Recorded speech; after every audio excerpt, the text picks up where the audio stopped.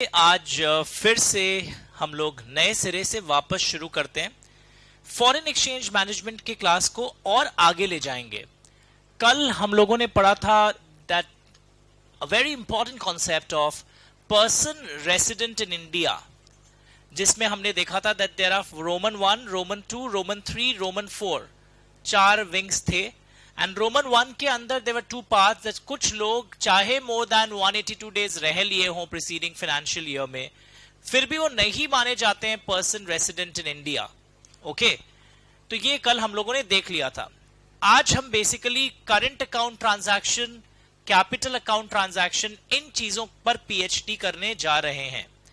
तो let me start. I will tell you the page number या जो भी पोर्शन हो। ये कल का पहले क्लास ऐसे शुरू हो रहा था कुछ, जहां मैंने आपको बताया था these are the 3 most important concepts of FEMA. Now आज मैं शुरू करूंगा current account transaction, capital account transaction. कल जो मैंने एक बार भूमि पूजन आपके साथ ऑलरेडी कर दिया था, what is current and what is capital. yesterday I've already discussed that with you. Just a second. Yes. चलिए, जहां पे पर्सन रेसिडेंट इंडिया के डेफिनेशन और क्वेश्चंस खत्म हो रहे थे, उसके 1.5-2 पेज बाद there is something called current account transactions. एक चैट सेक्शन खोलिएगा। ठीक है, रेडी। सेक्शन 5 जहां पर भी दिया हुआ हो, आपकी जो भी किताबें हो उसमें आ जाइए। तो पर्सन रेसिडेंट इन इंडिया का डेफिनेशन कल हो चुका था, and today we are talking about current account transaction. So what do you understand by this term current account transaction? से क्या समझते हैं आप? कल मैंने आपको कुछ एग्जांपल्स दिया था, let me repeat that for you. एक फॉरेनर इंडियन कंपनी के शेयर्स में इन्वेस्ट करता है, ये कैसा ट्रांजैक्शन है? Capital account transaction. Indian company dividend देता है, करंट अकाउंट ट्रांजैक्शन। एक person resident outside India loan देता है इंडियन कंपनी को, capital account transaction. Indian company interest on loan देता है, current account transaction. So what is a capital account transaction? मैंने एक शायरी दी थी कल, यहां के आदमी का वहां अफेक्ट हो, वहां के आदमी का जब यहां अफेक्ट हो। मतलब सर, इसका मतलब when assets and liabilities outside India is altered of person resident in India, or asset or liabilities in India is altered of person outside India, उसको हम बोलते हैं कैपिटल अकाउंट ट्रांजैक्शन।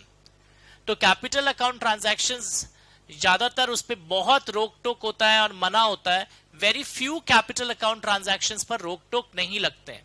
लॉजिक भी बहुत क्लियर है, वहां बड़े बड़े अमाउंट्स है ना, इन्वेस्टमेंट, इमूवेबल प्रॉपर्टी आप खरीद रहे हो सपोज, तो बहुत बड़ा आउटफ्लो ऑफ फंड्स इन्वॉल्व है। और जो करंट अकाउंट ट्रांजैक्शन है, करंट अकाउंट ट्रांजैक्शन पर ज्यादा रोक टोक नहीं है, वो यूजुअली अलाउड है। कुछ बस प्रोहिबिट या रेस्ट्रिक्ट हो सकते हैं, बट करंट अकाउंट ट्रांजैक्शंस जैसे कि आपने सुना डिविडेंड, इंटरेस्ट ऑन लोन, आपके बच्चों की पढ़ाई की खर्चा, मेडिकल एक्सपेंसेस, ट्रैवल का खर्चा, these are current account transaction. तो अगर कोई पूछे कि अभी तक क्या हुआ है सुबह से, अभी तक मैंने रिवाइज करवाया है whatever we have done earlier, तो what is a current account transaction? अगर कोई पूछे, अपने अपने नोट्स में देखते रहिए या इंस्टीट्यूट मैट फॉलो कर रहे हो अगर आपके पास नहीं है, वहां भी 3-4-5 पन्ने बाद सेक्शन 5 दिखाई दे रहा होगा आपको, व्हाट एवर। तो लैंग्वेज क्या लिखा हुआ है? Current account transaction is a transaction other than a capital account transaction and it includes the following transaction. तो पहला लाइन बहुत अच्छा लगा मुझे, it is a transaction other than a capital account transaction। तो इसलिए आपको कैपिटल का डेफिनेशन भी पता होना चाहिए, जो मैंने आपको पहले भी दिखाया था कैपिटल अकाउंट ट्रांजैक्शन क्या होता है। अब अगर 4 पेज आगे जाओगे तो आपको शायद कैपिटल अकाउंट ट्रांजैक्शंस का डेफिनेशन भी मिलेगा 4 पेज बाद। ठीक, अभी का मत जाइए, बस ये पता चल गया that current account transaction is a transaction other than a capital account transaction. And देखो डेफिनेशन क्या लिखा हुआ है, it includes the following types of transactions, कि ये वाले ट्रांजैक्शंस अब जो मैं पढ़ूंगा ये भी इंक्लूडेड है। यानी जो भी अदर देन कैपिटल अकाउंट होता है वो तो करंट अकाउंट है ही, बट उसके अलावा following transactions are also treated as current account transactions.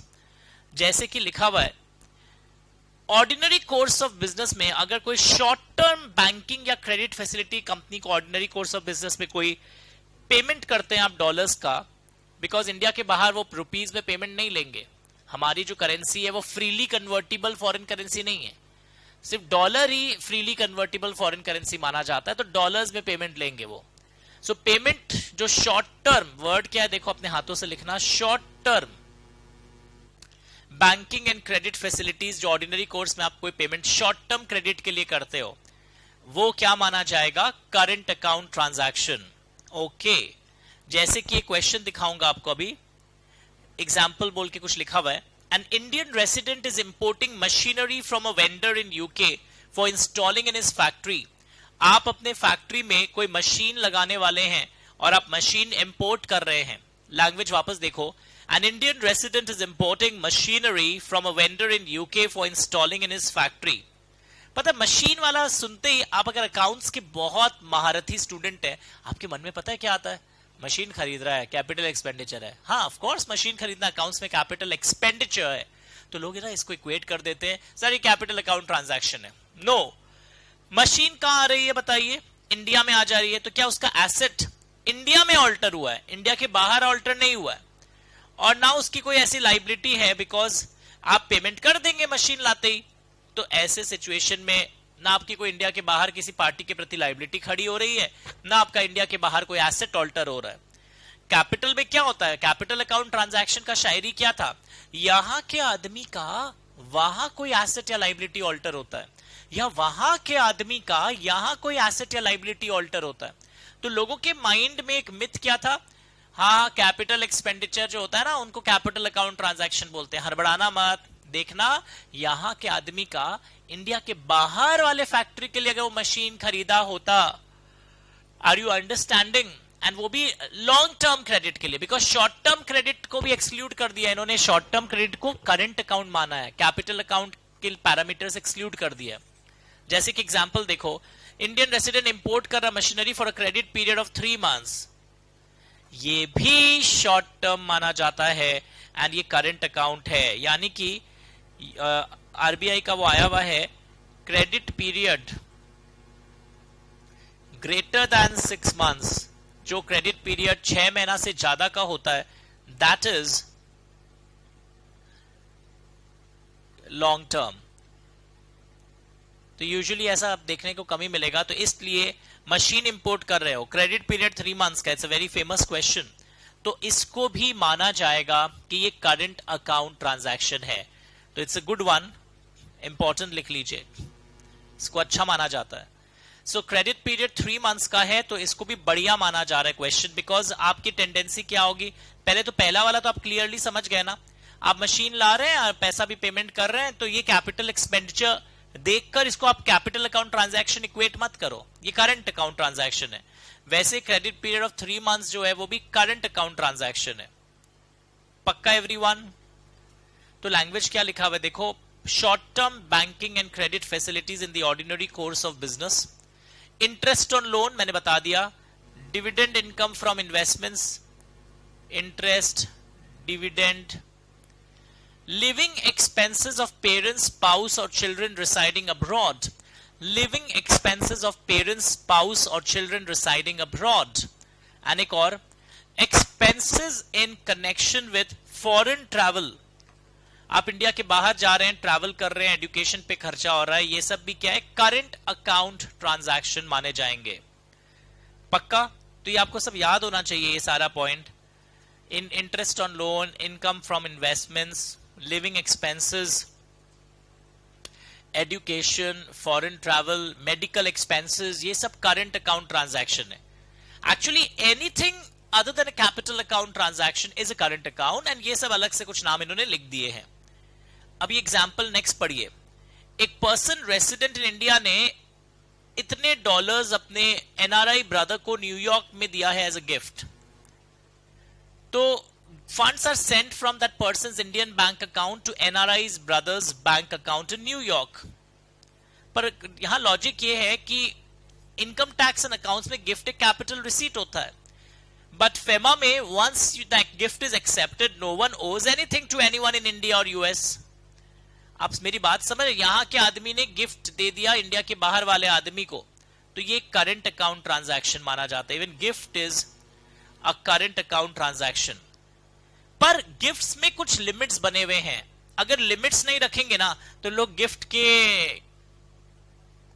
मतलब वेशभूषा में सारा ही अपना पैसा बाहर पार लगा देंगे, इंडिया खाली हो जाएगा।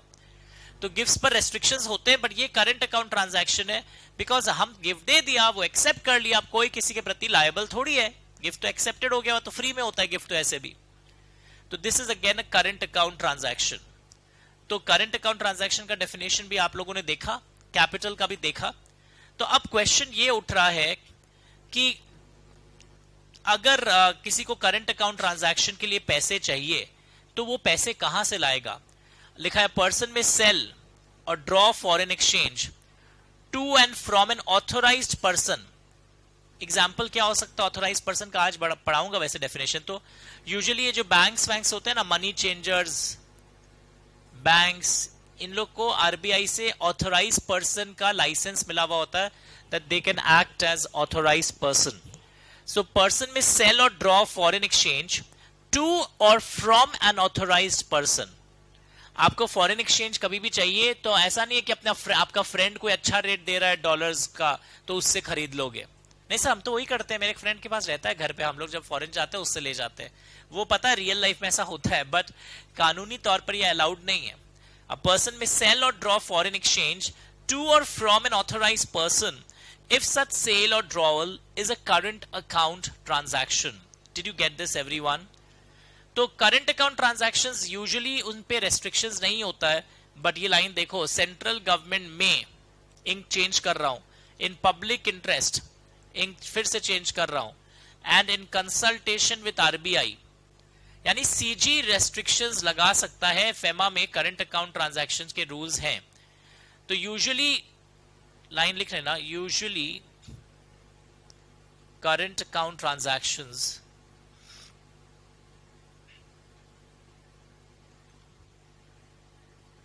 Are free.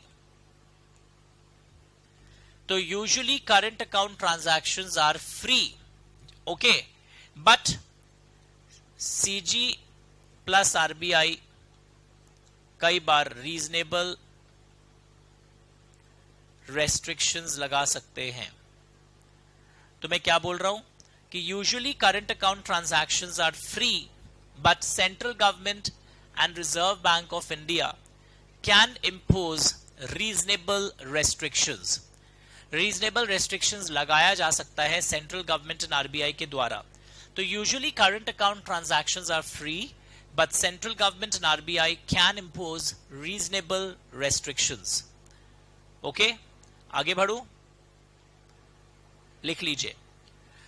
और सर कैपिटल अकाउंट ट्रांजैक्शन वो यूजुअली प्रोहिबिटेड होते हैं, बट कभी कभी अलाउड होते हैं, जो भी आरबीआई के रेगुलेशंस आते हैं उस प्रकार से। तो दोनों का नेचर पहले समझ में आया। कोई फ्रेंड को अगर समझाना हो current and capital account transaction, पहले एक एग्जांपल लेना। आप इन्वेस्टमेंट कर रहे हैं शेयर्स में for person resident outside India, एक इंडियन कंपनी में, ये इन्वेस्टमेंट कैपिटल अकाउंट ट्रांजैक्शन है। इस पर जो डिविडेंड जाएगा वो करंट अकाउंट ट्रांजैक्शन है। पीआरओआई ने लोन दिया पीआरआई को, ये कैपिटल अकाउंट ट्रांजैक्शन है। Interest on loan current account transaction है। फिर उसको बताओ दैट करंट अकाउंट ट्रांजैक्शन में एसेट्स एंड लायबिलिटीज ऑल्टर होते हैं। Wrong answer. assets and liabilities outside India is affected of person in India, और assets and liabilities in India is affected of person outside India। ये समझना जरूरी है आपको। तो अगर ऐसा नहीं हो रहा है एग्जाम में, जैसे फॉरेनर का क्वेश्चन देखते हो ना, एक फॉरेनर ने स्विट्जरलैंड में एक फॉरेनर ने प्रॉपर्टी खरीदा है, तो उससे हमारा क्या हुआ? सर कैपिटल अकाउंट हो गया ना। अरे यार, बाहर वाले आदमी का बाहर ऑल्टर हुआ asset, that is not a capital account transaction. Capital account कब होता है? बाहर वाले आदमी का यहां अफेक्ट होता है, यहां वाले आदमी का जब बाहर अफेक्ट होता है, that is a capital account transaction. तो यहां पर आपको बैकग्राउंड समझ में आ गया कि करंट यूजुअली फ्री होता है, पर कैपिटल यूजुअली फ्री नहीं होता है। CG and RBI reasonable restrictions current account transactions पर लगा सकते हैं। Is it okay? Very good. तो अब हम लोग क्या देखने वाले हैं, I will explain it to you. ऐसे एक चार्ट बनाओ अपने नेक्स्ट पेज में। करंट अकाउंट ट्रांजैक्शंस में कुछ रूल्स हैं, इस पे बहुत क्वेश्चन आते हैं। Schedule 1, schedule 2, schedule 3। शेड्यूल 1 में प्रोहिबिटेड है ट्रांजैक्शंस, जो आइटम लिखे हुए हैं। शेड्यूल 2 में प्रायर सीजी अप्रूवल, शेड्यूल 3 में प्रायर आरबीआई अप्रूवल। एंड जो इन तीनों में नहीं आ रहे हैं, रेसिडुअर यानी बचे हुए current account transactions are allowed, उन पे रेस्ट्रिक्शंस नहीं है, क्योंकि सारे आइटम तो इस 3 शेड्यूल के अंदर आ नहीं सकते हैं। बचे हुए current account transactions are allowed. तो स्ट्रक्चर समझ में आया? जैसे कल पर्सन रेसिडेंट इन इंडिया में स्ट्रक्चर समझा था, वैसे ही करंट अकाउंट ट्रांजैक्शंस में we have schedule 1, we have schedule 2, we have schedule 3। And जो इन तीनों में नहीं आ रहे हैं, बचे हुए हैं, residuary current account transactions are allowed. बाकी जो बचे हुए हैं वो अलाउड है, उन पे कोई रेस्ट्रिक्शन नहीं लग सकता है। चेक कर लीजिए, मैं 10 सेकेंड और वेट करूंगा अगर कोई स्लो चल रहा हो। Start कॉपिंग this everyone.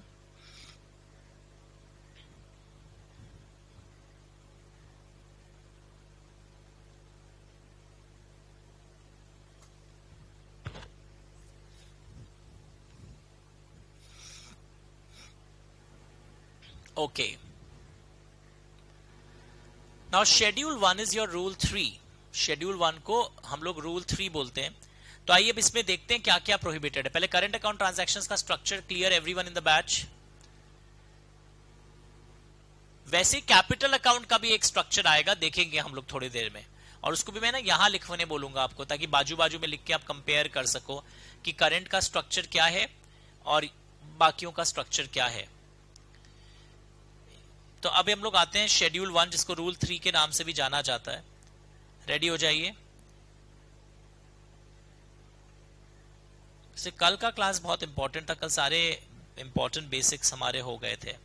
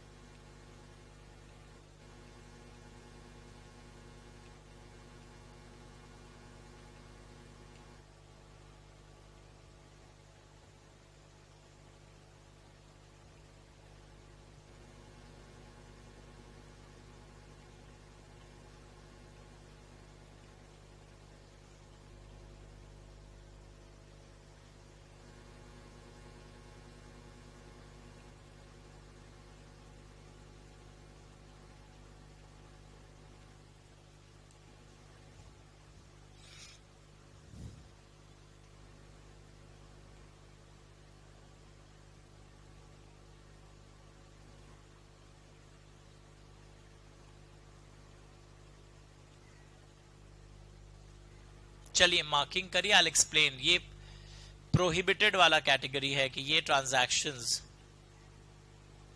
Prohibited category के अंदर आते हैं।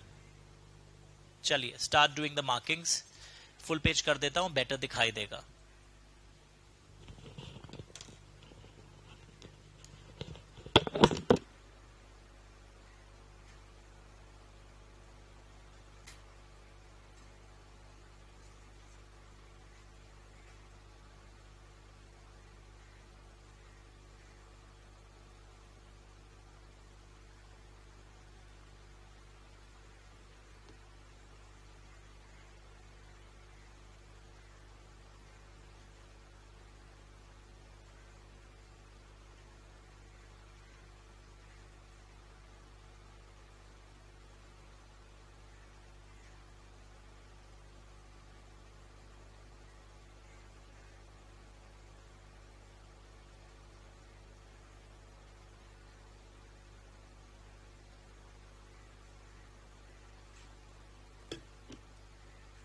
जल्दी जल्दी।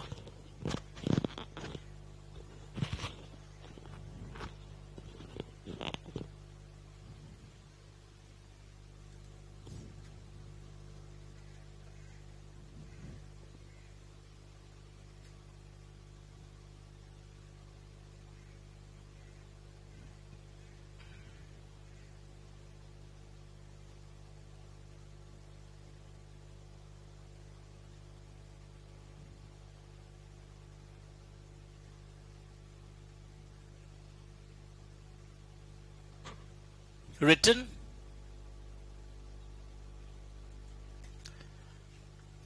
चलिए मैं समझाता हूं, ध्यान से देखो। कुछ ट्रांजैक्शंस गिवन, यानी what is this transactions for which drawer of foreign exchange is prohibited, यानी डॉलर्स आप ऑथोराइज पर्सन से लेकर इन पर्पस के लिए आप बाहर नहीं भेज सकते। यानी देश का डॉलर्स, मतलब हमारे देश के फॉरेक्स रिजर्व्स को इन पर्पस के लिए आप यूज नहीं कर सकते इंडिया के बाहर पैसा भेजने के लिए। Remittance out of lottery winnings, lottery winning का पैसा यानी स्पेक्यूलेशन का पैसा कर करके आप इंडिया के बाहर पैसा नहीं भेज सकते। हॉर्स रेसिंग एटसेट्रा का पैसा भी आप इंडिया के बाहर नहीं भेज सकते, गवर्नमेंट ने डिसाइड किया है।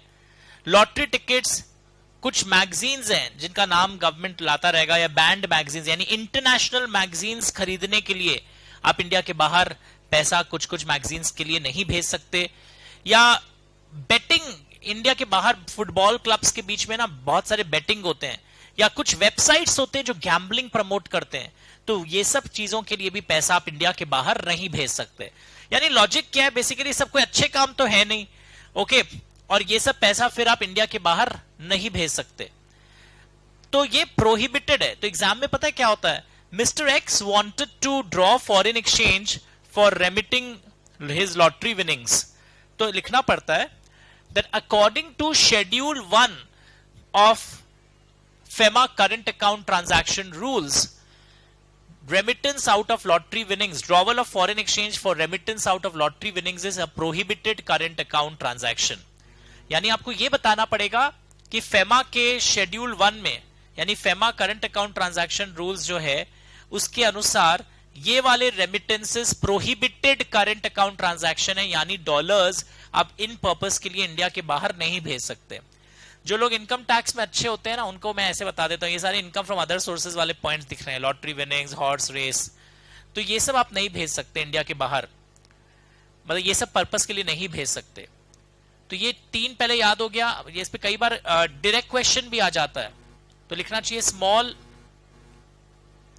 पैटर्न लिखो क्वेश्चन का, स्मॉल 2 मार्क्स के स्टडी क्वेश्चन, यानी 3-4 आइटम दे देगा ऑन दीज, और कई बार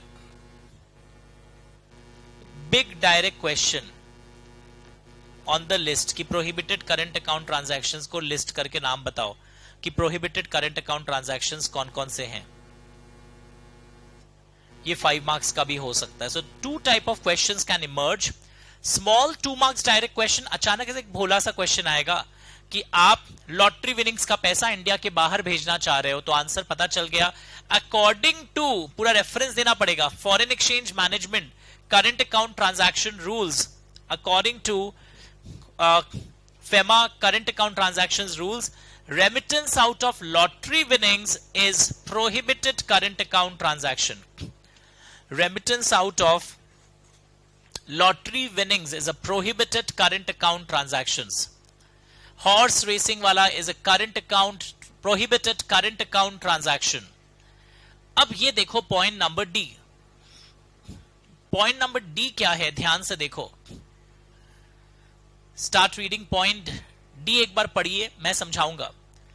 payment of commission on exports, डरना मत, made towards equity investment in joint ventures and wholly owned subsidiaries abroad of Indian companies. I will explain. पहले तो होली ओन्ड सब्सिडरी का मतलब जानते हैं आप? Do you understand the meaning of, आवाज आ रही है ना कुछ?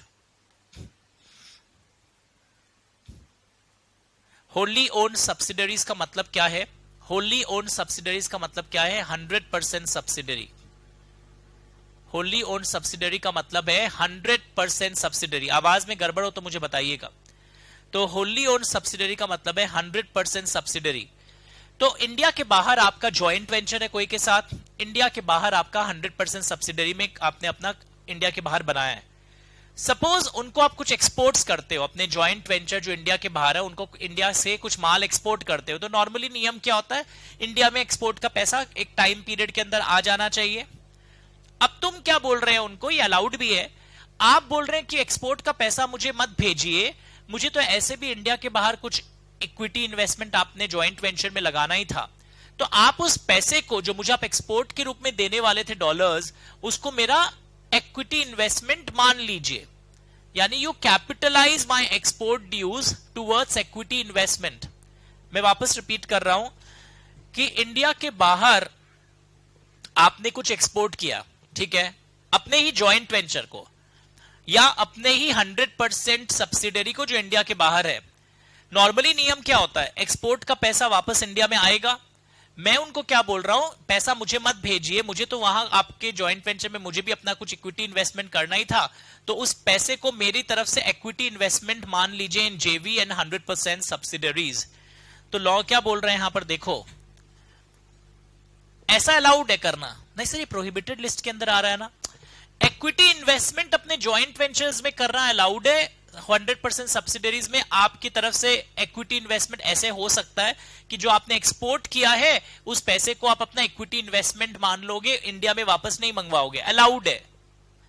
क्या मना है, एक तो तुम इंडिया के बाहर एक्सपोर्ट किए, एक तो उस पैसा को इंडिया में ला नहीं रहे हो क्योंकि तुम उसको अपना इक्विटी इन्वेस्टमेंट इन जेवी माने हो, वो अलाउड है। पर ऐसे एक्सपोर्ट्स पे तुम बाहर किसी को कमीशन नहीं दे सकते एजेंट को, क्योंकि फिर ये double outflow of foreign exchange Bharat से हो जा रहा है। एग्जाम में क्वेश्चन क्या आएगा एक बार पता है, export towards equity investment made in joint ventures and होनली own subsidiaries. लोग प्रोहिबिटेड लिख के आ गए। एक्सपोर्ट कर रहे हो, उस पैसे को इंडिया में लाने के बजाय आप बोल रहे हो कि हमारी तरफ से ये इन्वेस्टमेंट है, ये अलाउड है, दिस इज अलाउड। मना क्या चीज है, कमीशन ऑन एक्सपोर्ट्स मना है, बिकॉज ये हमें पिंच करेगा। एक तो पैसा भारत में आया नहीं और ऊपर से तुमने इसको अपना कमीशन ऑन एक्सपोर्ट्स बोल के दिखा दिया, unnecessary outflow of foreign exchange. Okay, so this is called payment of commission on exports. उसी तरह एक नेक्स्ट आइटम देखो, remittance of dividend by any company. Remittance of dividend, sir dividend देना तो अलाउड है, आप प्रोहिबिटेड कैटेगरी में क्यों डाले हैं, पूरा पढ़ते हैं। ये कॉन्सेप्ट ऑब्सोलीट हो गया अब, मतलब ये पहले था कि इंडिया के बाहर से कोई कंपनी अगर इंडिया में अपना और एक यूनिट खोलती है तो इंडिया के बाहर वो डिविडेंड नहीं भेज पाएगी जब तक उसके एक्सपोर्ट अर्निंग्स से भारत में कुछ पैसा आ नहीं गया हो। पता चलेगा यहां इन्वेस्टमेंट किए और उससे ज्यादा तो डिविडेंड बोल के ले गए, तो ये ऑब्सोलीट हो गया। बीच में एक पीरियड था जहां कंज्यूमर गुड्स इंडस्ट्रीज के लिए ये ऑर्डर इंडस्ट्रियल पॉलिसी में आया था, that some companies cannot send dividend outside India जब तक क्या बैलेंस नहीं हो जाए, जो उनका एक्सपोर्ट से अर्निंग्स है वो भारत में आए जितना उनका इनिशियल इन्वेस्टमेंट हुआ है। मतलब क्या था कि इनिशियल इन्वेस्टमेंट जो उन्होंने भारत में किया है उतना तो रिकवर हुआ ही नहीं है, उसके पहले पैसा सारा इंडिया के बाहर भेज दिए, तो ये अलाउड नहीं है। पर ये सिर्फ अगर एग्जाम में आता है रेमिटेंस ऑफ डिविडेंड, आज आपने मेरे से एग्जांपल्स में सुना था, that's an allowed current account transaction. जब डिविडेंड बैलेंसिंग का वर्ड दिया रहता है जो पहले था ऑन सम इंडस्ट्रीज, पर अभी भी पड़ा हुआ है पॉइंट, इनको हटा देना चाहिए। वैसे ही एक और आइटम है payment of commission on exports.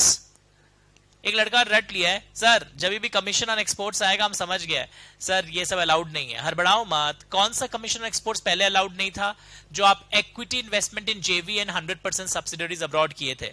अब क्या लिखा है, कौन सा कमीशन ऑन एक्सपोर्ट्स अलाउड नहीं है, रूपी स्टेट क्रेडिट रूट। मैं समझाता हूं व्हाट इज रूपी स्टेट क्रेडिट रूट, ये भी लिखो ऑब्सोलीट। पहले था इंडिया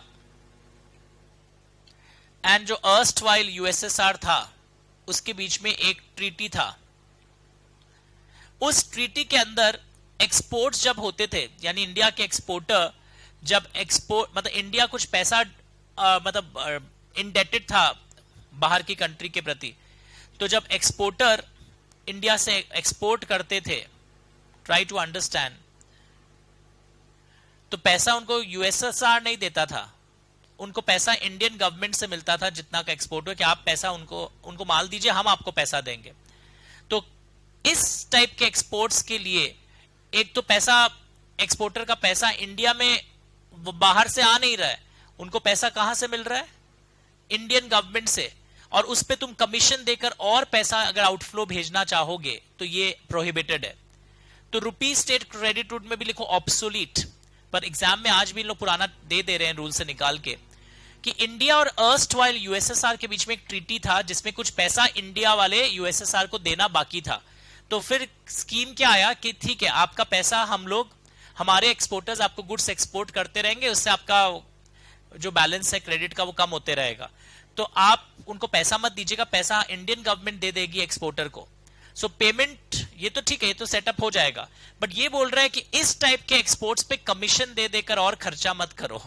एक तो पैसा आ नहीं रहे भारत में, और इस टाइप के एक्सपोर्ट्स के लिए कमीशन दे देकर एक्सपोर्ट बढ़ाने की कोशिश मत करो। So payment of commission on exports under rupee state credit route allowed नहीं है। उसमें दो एक्सेप्शंस थे। टी एंड टोबैको में, यानी चाय सुट्टा में, टी एंड टोबैको में 10% of the invoice value allowed था कमीशन ऑन एक्सपोर्ट्स।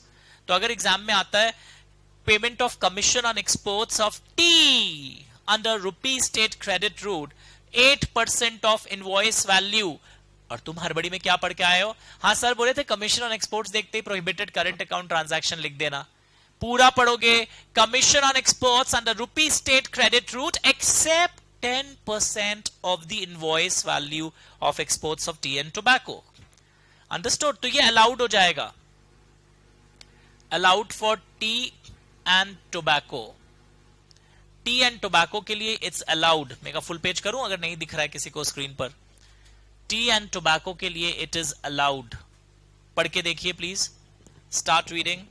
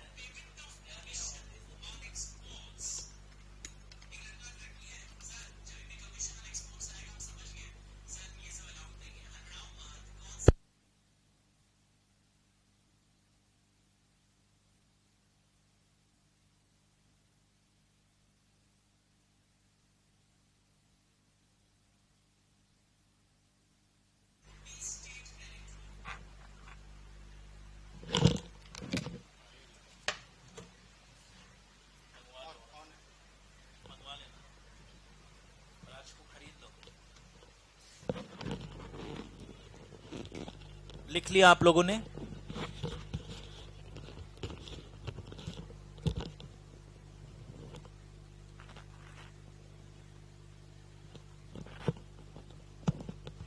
तो बहुत पेशेंस के साथ ये वाले टॉपिक्स पढ़ने पड़ते हैं, बिकॉज जितना सुनोगे उतना क्लियर है। तो ये सब है ना, एक एक दो दो मार्क्स के आते हैं। तो पहला लाइन क्या लिखना पड़ता है, वापस सुनिए। एज पर foreign exchange management current account transaction rules schedule 1 या शेड्यूल 2, किसका क्वेश्चन है? दिस इज प्रोहिबिटेड या this is restricted up to this amount. मैं लिखवा भी दूंगा कॉपी में universal line for these 2 marks questions. ये शेड्यूल 1 चल रहा है, रूल 3 चल रहा है। अब देखिए रेमिटेंस ऑफ इंटरेस्ट, अच्छा पहले ये हो गया था ना, टी एंड टोबैको में 10% ऑफ इनवॉइस वैल्यू अलाउड है under rupee state credit route commission on exports. Now payment related to call back service of telephones, मैं वापस रिपीट कर रहा हूं। The next item is call back service of telephones. वापस जानकर अच्छा लगेगा।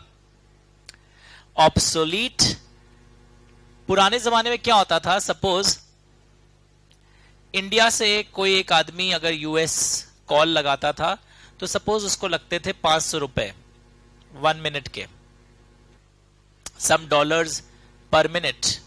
ओके, तो कुछ इस टाइप के मार्केट में सेटअप होने लगे थे कि सपोज कोई मिडिल ईस्ट में कंट्री है, एक आदमी है, वो क्या करता है, इंडिया से मिडिल ईस्ट सपोज था ₹100, और मिडल ईस्ट से वो यूएस 9 मिलाएगा 150, तो भी कम पड़ रहा है। आप समझ रहे हैं, इंडिया से यूएस डायरेक्ट कॉल करने में पैसे ज्यादा लग रहे हैं। इंडिया से मिडल ईस्ट 100 रुपए, मिडल ईस्ट से यूएस 150 रुपीज।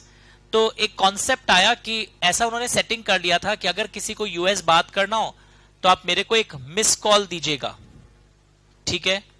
यूएस बात करना हो तो इस कॉल पे आप मेरे को मिस कॉल दीजिएगा और मैं फिर आपको कॉल बैक करके यूएस वाले पार्टी के साथ जोड़ दूंगा। तो खर्चा कितना लगा? 2.5। अगर हम यहां के टेलीकॉम ऑपरेटर्स को पैसा देते तो 500 रुपया देना पड़ता है यूएस कॉल जोड़ने के लिए। तो इस इंडियन पार्टी के लिए तो अच्छा ही हो रहा है, कम पैसे में उसका यूएस में बात हो रहा है, तो उससे हमारे टेलीकॉम ऑपरेटर को तो लॉस हो रहा है। तो इसलिए हम चाहते थे कि मिडल ईस्ट में तो ऑफकोर्स डॉलर्स में पेमेंट होगा, 100 रुपीज तो मैंने समझाने के लिए लिखा है, वर्थ अराउंड ₹100। तो मैं ये बोलना चाह रहा हूं कि कॉल बैक सर्विसेज मतलब एक सॉर्ट ऑफ इंटरमीडियरी था जो भारत में वापस मिस्ड कॉल का कॉल बैक करके उसका संपर्क यूएस वाले से जोड़ देता था। तो ये सब कॉन्सेप्ट अब नहीं है, but still what is written कि payment related to call back services of telephones, ये प्रोहिबिटेड करंट अकाउंट ट्रांजैक्शन में आज भी हम आंसर में लिखते हैं। फर्स्ट लाइन क्या होगा? एज पर FEMA current account transactions rules schedule 1, ये सब शेड्यूल्स और ये सब का रेफरेंस देना होगा। These are prohibited current account transactions. अच्छे से पढ़ रहे हो? प्रोहिबिशन में रुपी स्टेट क्रेडिट रूट आ गया, call back service of telephones.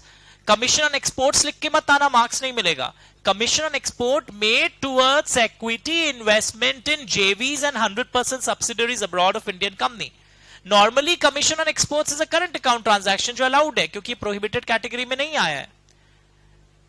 Next, non residents का एक अकाउंट होता है, बहुत टाइप के अकाउंट्स मेंटेन करते हैं, वैसे एक अकाउंट नॉन रेसिडेंट्स का है, एनआरएसआर। तो बोलते हैं कि इस अकाउंट में जो फंड्स होते हैं इसके इंटरेस्ट इनकम को रेमिट करना प्रोहिबिटेड माना जाता है। Remittance of interest income on funds held in non resident special rupee scheme, ये स्पेशल रुपी स्कीम है, एनआरएसआर स्कीम। तो एनआरएसआर स्कीम, ये स्पेशल रुपी स्कीम जो होता है उस फंड्स को डिटेल में नहीं पढ़ना है, नाम याद रखना। एनआरएसआर स्कीम एक स्कीम होता है, नॉन रेसिडेंट्स लोग अपना अकाउंट मेंटेन करते हैं रुपीज में। ये वाले स्कीम का जो इंटरेस्ट इनकम होता है, this you can not send outside India. Sir तो पेपर में क्वेश्चन कैसा आएगा? वापस सुनिए।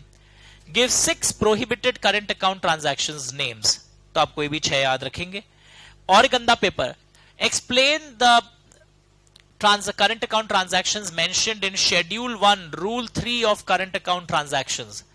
Third question, remittance of income from horse racing, तो उसमें भी आपको 2 मार्क्स के लिए बताना पड़ता है। This is a prohibited current account transaction as पर शेड्यूल 1। 2 चीज है, देखो शेड्यूल 1 है, रूल 3 है, तो don't get confused from out of these topics. तो ये है 8 prohibited current account transactions. Next आप देखोगे शेड्यूल 2।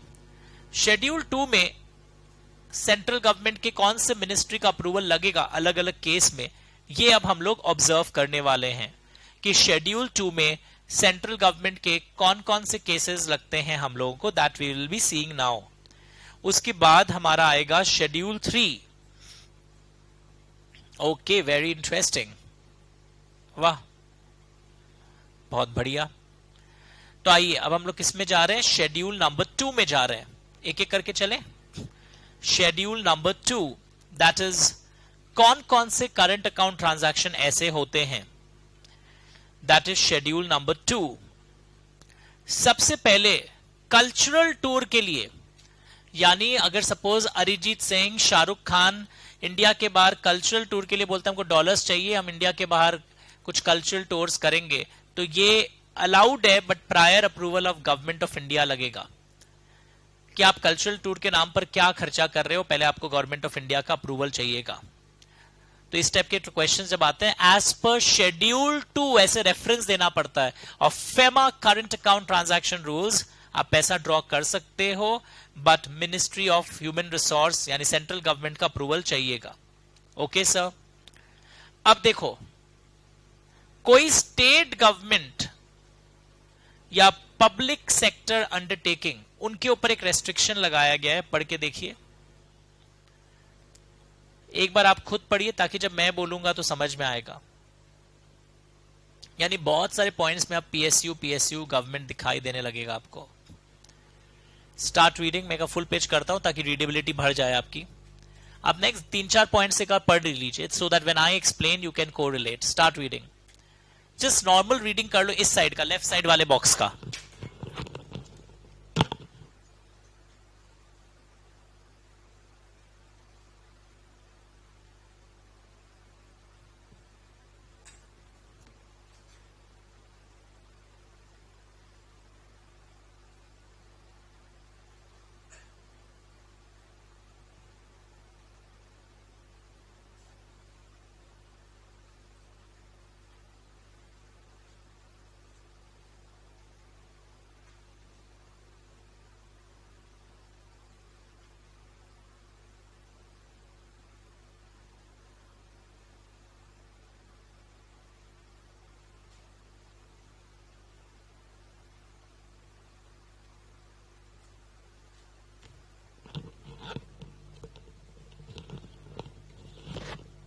जल्दी करिए।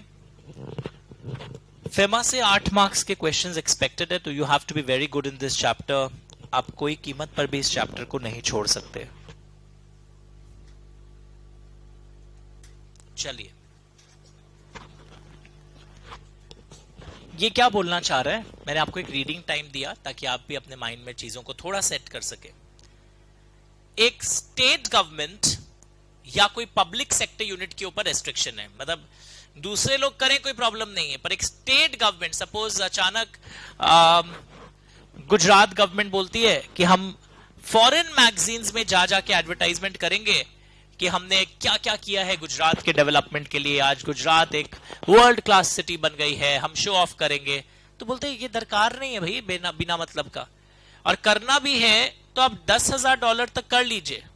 पर अगर ग्रेटर देन $10,000 अगर हो रहा है, $10,000 10,000 से ज्यादा अगर हो रहा है बाय अ स्टेट गवर्नमेंट, तो मिनिस्ट्री ऑफ फाइनेंस का परमिशन लेना पड़ता है।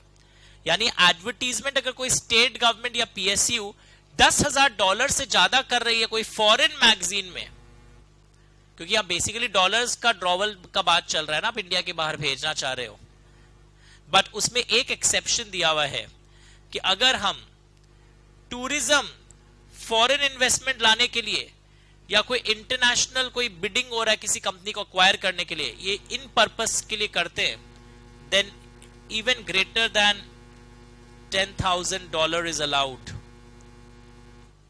ओके, यानी कि ऑरेंज वाले में क्या था, अगर मैं एडवर्टाइजमेंट कर रहा हूं कोई state government, then prior approval of CG. CG मतलब यहां पे फाइनेंस है, सीजी लिखने से भी काम चलेगा।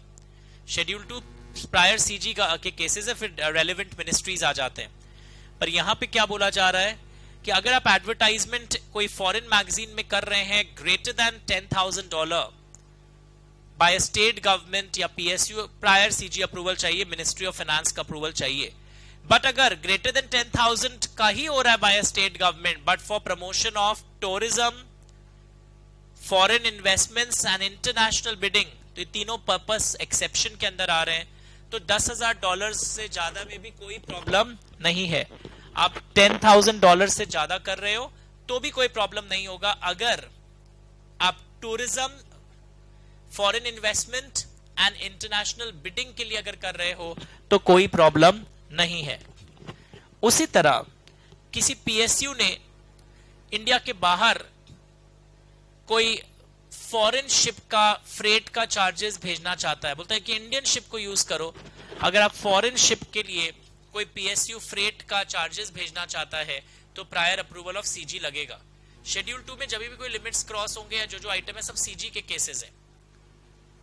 उसी तरह कोई पीएसयू कोई पेमेंट करवाना चाहता है, सामान भेज या government department, okay, CIF basis यानी कि इंश्योरेंस एंड फ्रेट का खर्चा भी आप फॉरेन वाली उस ओशन ट्रांसपोर्ट कंपनी को उस बोलते हैं इंश्योरेंस एंड फ्रेट यहां वाले से करवाओ।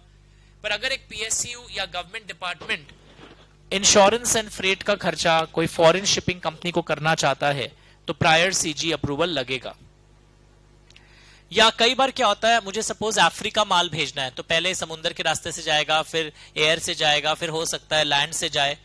तो कई ऐसे एजेंट्स होते हैं इंडिया के बाहर, वो सारा हेडेक ले लेते हैं। आप हमको बस दे दीजिए, हम इंडिया के बाहर वाले एजेंट्स हैं, हम अपने आप अलग अलग टाइप के मल्टी मोडल ट्रांसपोर्ट ऑपरेटर से कोऑर्डिनेट कर लेंगे। तो बोलते हैं कि अगर आप इंडिया के बाहर वाले एजेंट्स को पैसा दे रहे हो मल्टी मोडल ट्रांसपोर्ट ऑपरेटर्स के लिए, तो आपको पहले prior approval of central government लगेगा। ये सब सारे मिनिस्ट्रीज के नाम याद करने जरूरी नहीं, आप प्रायर सीजी लिख दीजिए चलेगा। प्रायर सीजी प्लीज लिख दीजिएगा, जो लोग ऊपर नहीं लिखे हैं यहां पर रूल 4 के पास, शेड्यूल 2 रूल 4। तो एक चीज देख रहे हो यहाँ, ट्रांसपोर्ट एंड फ्रेट सब बाहर वाली शिपिंग कंपनीज, बाहर के एजेंट्स, बाहर के transport operators, lot of things are coming into picture. और बहुत सारी चीजें पीएसयूज एंड गवर्नमेंट डिपार्टमेंट के एंगल से भी बनी है। उसी तरह कई बार क्या होता है, टीवी चैनल्स जो इंडिया के बाहर कई बार कोई ट्रांसपॉन्डर्स क्या होते हैं, कुछ ऐसे इक्विपमेंट होते हैं जो आपके सिग्नल्स को बहुत तेजी से बाहर ट्रांसमिट कर दें। तो बाहर वाले अगर फॉरेन वाले ट्रांसपॉन्डर्स का अगर आप पेमेंट करते हैं डॉलर्स और में, तो भी प्रायर सीजी लगेगा, क्योंकि इसमें बहुत सारा फैक्टर्स है। अब क्या पेमेंट कर रहे हैं, कि हमारा कोई सीक्रेट डेटा तो हमारे चैनल्स और सब तो नहीं चुरा रहे हैं। तो remittance of hiring charges of transponders, जिससे आपका सिग्नल फास्टर लेंथ पर ट्रांसमिट हो सकता है। उसी तरह remittance of container detention charges, अगर इंडिया के बाहर आपका कोई शिप पकड़ा गया है तो उसका डिटेंशन चार्जेस आप जब देते हो, exceeding the rate prescribe by director general of shipping, जो एक रेट प्रिस्क्राइब्ड है वहां तक आप दे सकते हो, but if it is exceeding the rate, language answers में याद करना पड़ेगा, exceeding the rate prescribe by director general of shipping, तो आपको प्रायर सेंट्रल गवर्नमेंट अप्रूवल लगेगा। So remittance of container detention charges exceeding the rate prescribe by director general of shipping, तो prior approval of central government लगेगा। उसी तरह अगर India के बाहर आप बोलते हो कि मैं किसी को प्राइज मनी दे रहा हूं, कोई स्पोर्ट्समैन को, या कोई स्पॉन्सरशिप ऑफ स्पोर्ट्स में मैं खर्चा करना चाहता हूं, आप कर सकते हो। बट अगर आप जो खर्चा कर रहे हो and the amount is exceeding 1 lakh US dollars, if it exceeds 1 lakh US dollar, तो आपके ऊपर रेस्ट्रिक्शन है। मैं वापस बोल रहा हूं, 1 लाख यूएस डॉलर के ऊपर आप बोल रहे हो खर्चा कर दोगे, बाबा क्या समझे हो आप? 1 लाख यूएस डॉलर के आसपास आप खर्चा करना चाह रहे हो इंडिया के बाहर, उसके ऊपर प्राइज मनी बोल के, तो पहले प्रायर अप्रूवल ऑफ सीजी लाओ। बट एक्सेप्शन दिया हुआ है, इंटरनेशनल, नेशनल या state level sports body can, इन लोग जब खर्चा करेंगे, they can remit greater than 1 lakh US dollars. इन लोग 1 लाख यूएस डॉलर से भी ज्यादा रेमिट कर सकते हैं। पढ़ के देखिए,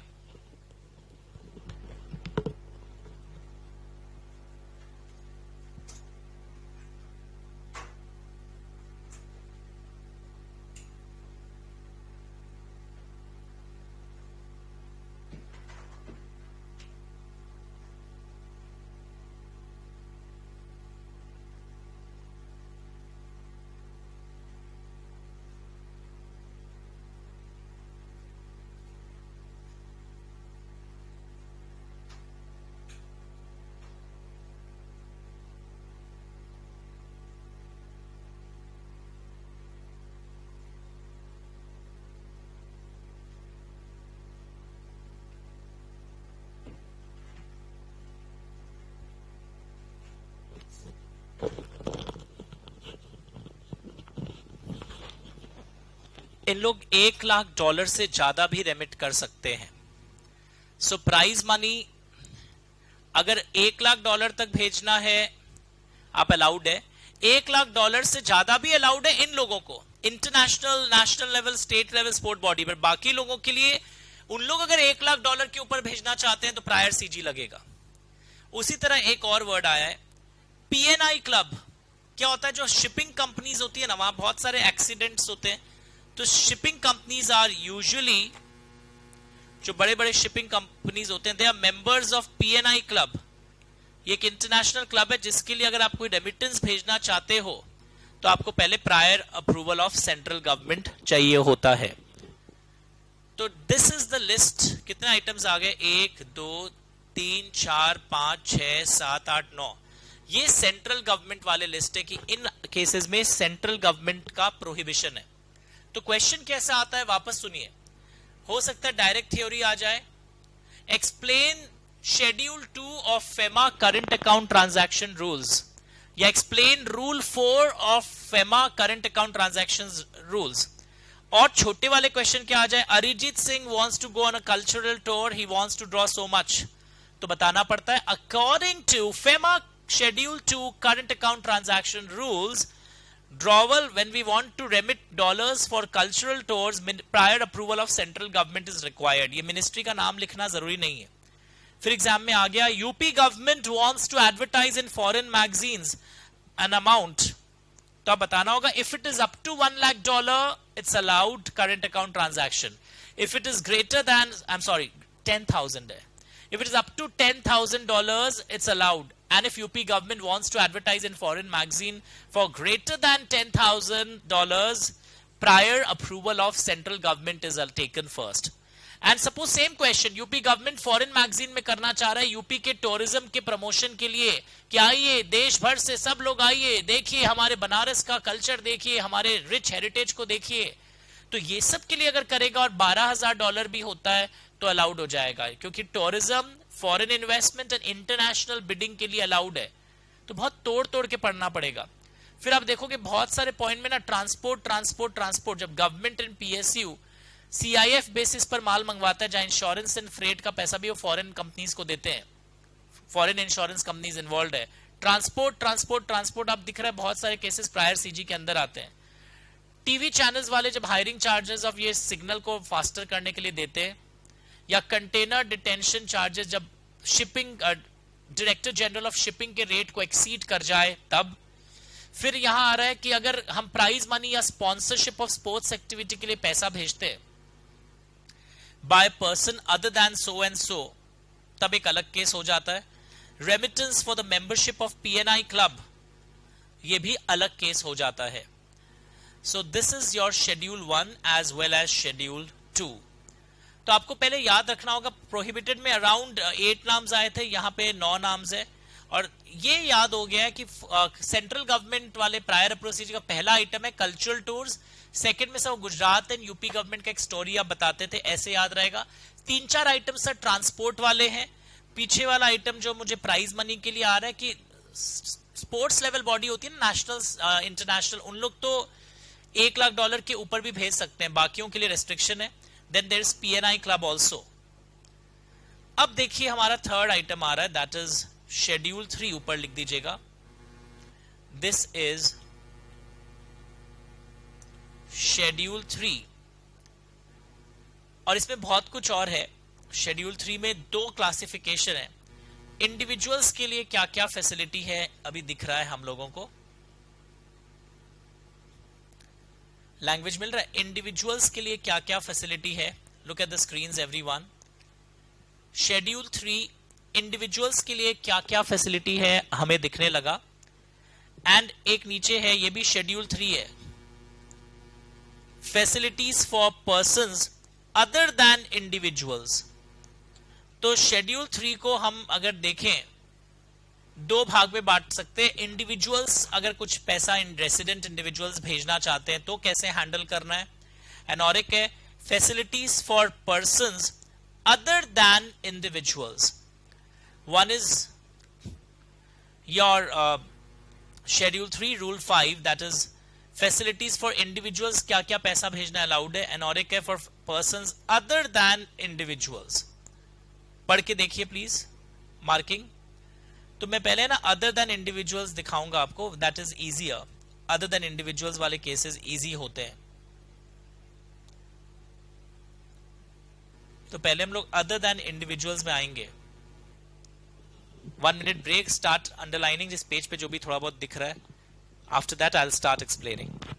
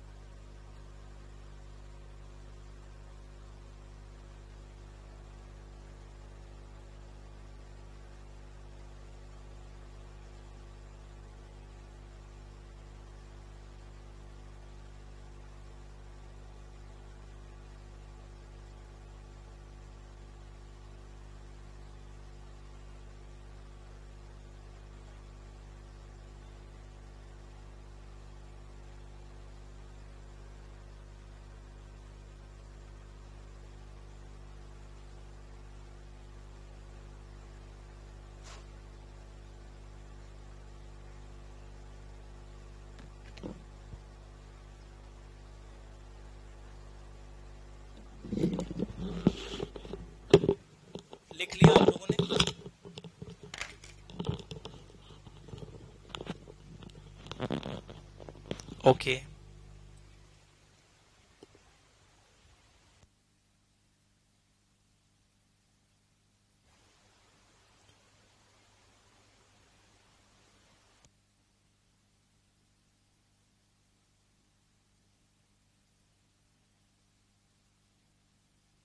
हेलो या एम आई ऑडिबल? यस। अब हम लोग देखेंगे कुछ एस्पेक्ट्स। नाउ सी, अब हम लोग देख रहे हैं कि इंडिविजुअल्स के अलावा अगर कोई पैसा भेजना चाहता है, शेड्यूल 3 को हम लोग 2 भाग में बांटे हैं। मैं वापस बोल रहा हूं, अगर जैसे अचानक कोई पूछे आपको, ए शेड्यूल 1 का प्रोहिबिटेड करंट अकाउंट ट्रांजैक्शन का कुछ आइटम बता, मेरे साथ साथ याद करें। Sir, remittance out of lottery, remittance out of racing, 2 तो याद आ जाते हैं सबको। Sir, remittance for commission on exports towards equity investment in joint venture and 100% subsidiary abroad. Sir, इसका मतलब है अगर हम लोग कोई के साथ जॉइंट वेंचर करें इंडिया के बाहर या 100% सब्सिडरी हमारी है, उनको जब हम एक्सपोर्ट्स का पैसा भेजते हैं और उनको हम बोलते हैं कि पैसा वापस मत भेजिए, मेरा इक्विटी इन्वेस्टमेंट मान लीजिए, ये अलाउड है। अलाउड क्या नहीं है? इस टाइप की चीजों पर कमीशन ऑन एक्सपोर्ट्स देना ये प्रोहिबिटेड है। या commission on exports made towards rupee state credit route, जो पुराना ट्रीटी था हमारा अर्स्टवाइल यूएसएसआर के साथ। Payment related to call back services of telephones, वो भी हट गया। Payment of dividend where dividend balancing norms was applicable, कि इंडिया के बाहर आप पैसा भी भेजना शुरू नहीं कर सकते हो जब तक जितना इनिशियल इन्वेस्टमेंट किए हो उतना आप कमा नहीं लो पैसा यहां से। और वाह, तो ये सब प्रोहिबिटेड के कुछ कुछ आइटम्स याद आने लगते हैं। Remittance for purchase of banned magazines, football pool, sweepstakes, जिसका मीनिंग मैंने लिखवा दिया था आपको, पक्का? अच्छा, रूपी स्टेट क्रेडिट रूट में भी एक चीज अलाउड हो गया था, commission up to 10% of invoice value of exports of tea and tobacco. तो मैं साथ साथ में चल रहा हूं, मुझे पता है थियोरिटिकल है, but as a student stepping into your shoes, I am trying कि आपको याद भी हो जाए साथ साथ में। अब जैसे इस प्रायर सीजी बोलते हैं तो क्या मन में आता है? सबसे पहले Arijit Singh, best singer, cultural tours. उसके बाद हमें यूपी और गुजरात गवर्नमेंट का advertisement in foreign magazine allowed होता है, कर सकते हैं $10,000 से, उसके ज्यादा, उससे ज्यादा करना चाहेगा कोई पीएसयू या इन लोग तो प्रायर सीजी लगेगा। और उसमें भी क्या कॉन्सेप्ट है कि अगर इस पर्पस के लिए करेंगे promotion tourism, sorry promotion of tourism, foreign investment in international bidding, तो $10,000 से ज्यादा भी कर सकते हैं।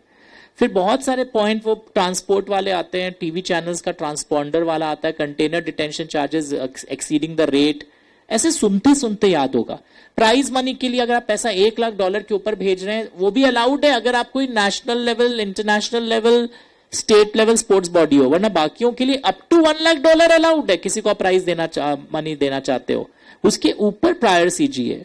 या शिपिंग कंपनीज अगर पीएनआई का, पीएनआई का मतलब क्या? प्रोटेक्शन, मतलब शिपर डूब जाए, एन इंडेमनिटी क्लब है। पीएनआई क्लब का अगर आप मेंबरशिप बनने के लिए कुछ पैसा भेजना चाहते हो तो प्रायर सीजी अप्रूवल लगेगा। तो आई एम 100% ओवर कॉन्फिडेंट कि कुछ तो याद हुआ है। बैटरी लगा दिया नया? ओके, अब हम लोग आ रहे हैं इसमें। तो मैं आगे बढ़ने के पहले भी कंफर्ट देते हुए आगे बढ़ाऊं।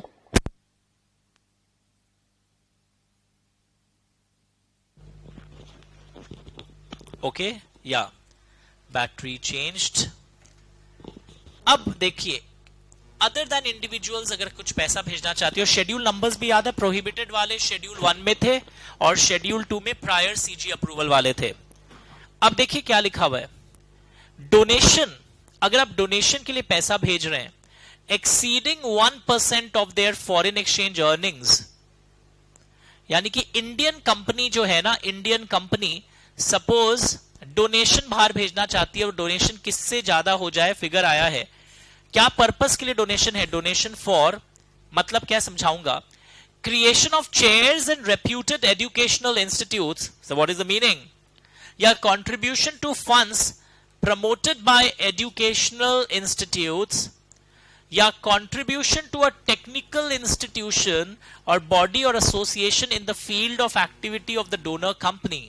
गजब गजब, and this is very very popular. Exam में आरबीआई वाले पॉइंट्स ज्यादा पूछे जाते हैं। सर ये हो क्या रहा है, समझ में नहीं आ रहा है।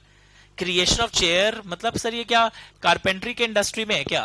रुकिए, आपने इंडिया के बाहर आपने सुना है हार्वर्ड, ऑक्सफोर्ड, कैम्ब्रिज, तो बड़े बड़े रेप्यूटेड एजुकेशनल इंस्टीट्यूशंस में इंडियन कंपनी कुछ डोनेशन देना चाहती है, उनको लग रहा है हमारे एमडी के बच्चे, हमारे कुछ डायरेक्टर्स के बच्चे वहां हम लोग को पढ़ाएंगे, तो हम उनके लिए कुछ सीट रिजर्वेशन करना चाहते हैं उनकी पढ़ाई के लिए डोनेशन और देकर।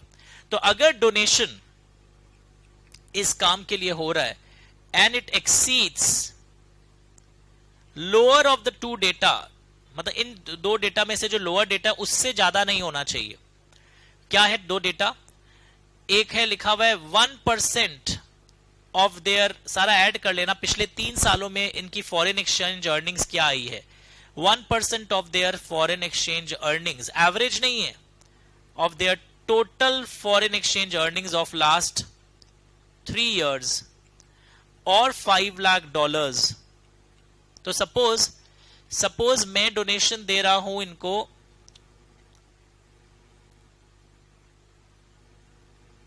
$7 लाख, ठीक है। 1% of total foreign exchange earnings of last 3 years, पिछले 3 सालों का टोटल फॉरेन एक्सचेंज अर्निंग्स आया है यहां पर $8 लाख। ओके, तो क्या मुझे प्रायर अप्रूवल ऑफ आरबीआई लगेगा? मैं फुल पेज करता हूं, if anyone wants to write and interpret the figures. वापस समझो, एक इंडियन कंपनी डोनेशन देना चाह रही है, मैं वापस समझा रहा हूं, एक इंडियन कंपनी डोनेशन देना चाह रही है और डोनेशन देने के लिए क्या लिमिट बनाया गया है? इफ इट एक्सीड्स, पिछले 3 सालों का जो भी फॉरेन एक्सचेंज अर्निंग्स है उस इंडियन कंपनी का, उसका टोटल करके 1% निकाल लो। सपोज $8 लाख आया, क्या हमारा डोनेशन एक्सीड कर रहा है? लोअर ऑफ द टू, तो पहले तो बताओ लोअर ऑफ द टू क्या आया हमारे केस में? $5 लाख। तो is this donation exceeding lower of the to? क्या ये lower of the to exceed कर रहा है? Is the donation exceeding lower of the to? अगर ऐसा हो रहा है तो प्रायर अप्रूवल ऑफ आरबीआई लगेगा।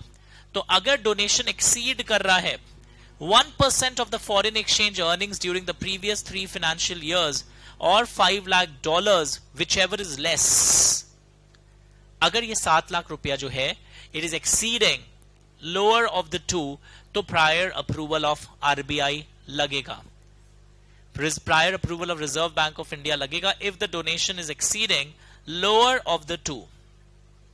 तुम 8 लाख से कंपेयर नहीं करोगे, 8 लाख और 5 लाख में से जो लोअर है उससे तुम्हारा डोनेशन का फिगर एक्सीड कर रहा है फॉर क्रिएशन ऑफ चेयर्स। या तुम कोई ऐसे फंड को, अगर इन्वेस्टमेंट फंड को कर रहे हो, that is an exception, that is allowed, तब हमें प्रायर नहीं चाहिए। पर अगर तुम कोई ऐसे कोई फंड को कर रहे हो जो कि इंडिया के बाहर कुछ फंड्स है जो दूसरे एजुकेशनल इंस्टीट्यूशंस प्रमोट करते हैं, तो वो भी एक टाइप का डोनेशन हो गया। ओके, या तुम एक दवाई बनाने की कंपनी हो, थर्ड डोनेशन क्या है? Suppose you are a pharma company, और फार्मा कंपनी कुछ कंट्रीब्यूट कर रही है इंडिया के बाहर रिसर्च के लिए, R&D के लिए, ताकि उसी के बिजनेस से रिलेटेड है, तो ये सब के लिए आरबीआई का प्रायर अप्रूवल चाहिए होता है। तो ये 3 टाइप के डोनेशंस जो हैं, एक डोनेशन इज फॉर अपने बच्चों के, डायरेक्टर्स के बच्चों के लिए सीट रिजर्वेशन के लिए आप कर रहे हैं। कितना डोनेशन? ये तीनों केस में है।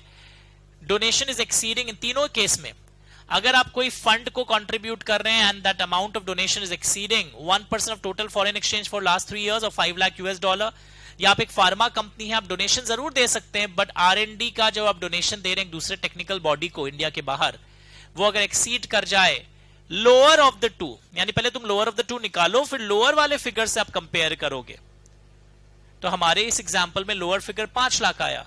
तो ऐसे केसेस में आंसर क्या होगा? According to schedule 3 of the FEMA current account transaction rules, prior approval of RBI is required when the donation exceeds, पूरा लाइन पहले कॉपी करोगे।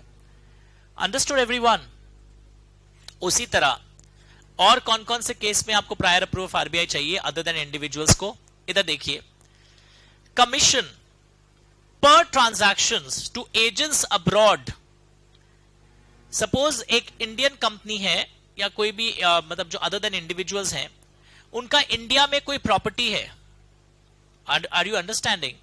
तो कमीशन पर ट्रांजैक्शन तो इंडिया के प्रॉपर्टी ब्रोकर को नहीं, बल्कि फॉरेन के कोई बड़े एजेंट को, आप प्रॉपर्टी ब्रोकर को आप बोल रहे हो हमारे इंडिया में कोई रेसिडेंशियल प्लॉट्स हैं इंडिया में, उनको बिकवा दीजिए और आपको हम कमीशन इंडिया के बाहर भेज देंगे। यहां वाले को देते प्रॉब्लम नहीं था, फॉरेन एजेंट्स को अगर इंडिया के रेसिडेंशियल या कमर्शियल प्लॉट्स बिकवाने के लिए अगर कमीशन देते हैं, एंड इस बार language whichever is less नहीं है, whichever is more, and if it exceeds 25,000 और 5% ऑफ द इनवर्ड रेमिटेंस जो आपने पैसा इंडिया में लाया होगा फ्लैट खरीदने के लिए, विच एवर इज मोर, मतलब क्या, इधर देखो, कमीशन फॉर सेल पर ट्रांजैक्शन, आपका एक प्लॉट बिका उसका ट्रांजैक्शन का, इफ इट एक्सीड्स, किससे एक्सीड होने से प्रॉब्लम है, हायर ऑफ द टू, इस बार हायर ऑफ द टू है। तो सपोज एक आपका फिगर दिया है $25,000 और एक फिगर दिया है 5% of the money which you have brought into India, inward पैसा जो भी आया है। तो सपोज आपका कमीशन का फिगर आ रहा है, एग्जाम्पल कमीशन का फिगर आ रहा है आपका $30,000, ठीक है, एंड ये वाला फिगर आ रहा है 5% of inward remittance 35,000, is it visible? Yes. तो क्या प्रायर अप्रूवल ऑफ आरबीआई लगेगा? मैं वापस बोल रहा हूं, ये फिगर्स देखो, आपका कमीशन टू पर sale for the sale of the plots, चाहे रेसिडेंशियल हो या कमर्शियल हो, it is $30,000 and it is exceeding higher of the two और नॉट। 25,000 तो फिक्स्ड है और 5% ऑफ इनवर्ड रेमिटेंसेस 35,000, तो हायर फिगर इज व्हाट, 35,000। तो दिस कमीशन वाला जो फिगर है that is not exceeding, so यहां पर प्रायर अप्रूवल ऑफ आरबीआई नहीं लगेगा। सो कमीशन पर transaction for sale of residential flats और commercial plots in India, if it is exceeding whichever is more वाले से, आप समझ में आ गया? How do you interpret this line? आपका कमीशन का फिगर कोई एक फिगर से एक्सीड कर जाए, प्रायर अप्रूव आरबीआई की नौबत नहीं आती है। When it exceeds higher of the two, then आपका प्रायर अप्रूवल ऑफ आरबीआई का नौबत आता है। तो डिड यू अंडरस्टैंड? तो एक डोनेशन के अंदर 3 एस्पेक्ट्स थे, पर डोनेशन का फिगर क्या था? अगर आप जो डोनेशन दे रहे हो, it is exceeding in this financial year 1% of the foreign exchange earnings during the last 3 years, सबका टोटल कर दो, और $5 लाख कोई चेयर्स क्रिएशन के लिए या इन्वेस्टमेंट फंड्स जो प्रमोटेड बाय एजुकेशनल इंस्टीट्यूशन हो, मतलब funds promoted bye, investment fund को देते प्रॉब्लम नहीं था, या R&D करवा रहे हो आप अपने सिमिलर लाइन ऑफ बिजनेस में, और कमीशन में it is higher of the two. तो ये फिगर्स याद होने चाहिए, it's very very very important question, 1000 बार आया हुआ है। उसी तरह इंडिया के बाहर के कोई फॉरेन कंसल्टेंसी फर्म को आप पर प्रोजेक्ट, अगर इंफ्रास्ट्रक्चर प्रोजेक्ट का केस है, तो आप कितना दे रहे हो? देखो पढ़ के,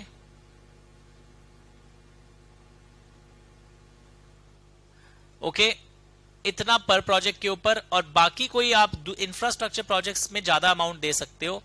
इससे ज्यादा अगर देना चाहते हो, एक शायद आपका लग रहा है $10 million, this one is looking like, कहां गया,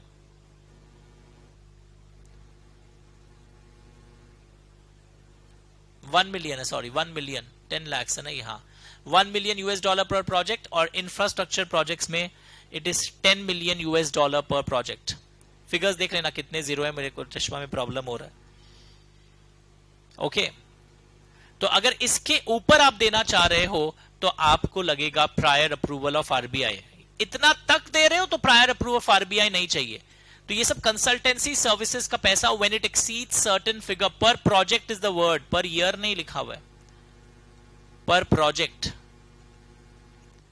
ओके। उसी तरह आपको पता है जब एक कंपनी बनती है तो कई प्री इनकॉर्पोरेशन एक्सपेंसेस, कंपनी बनने के पहले मेमोरेंडम का छपने का खर्चा, लॉयर का खर्चा, बहुत सारे प्री इनकॉर्पोरेशन एक्सपेंसेस होते हैं।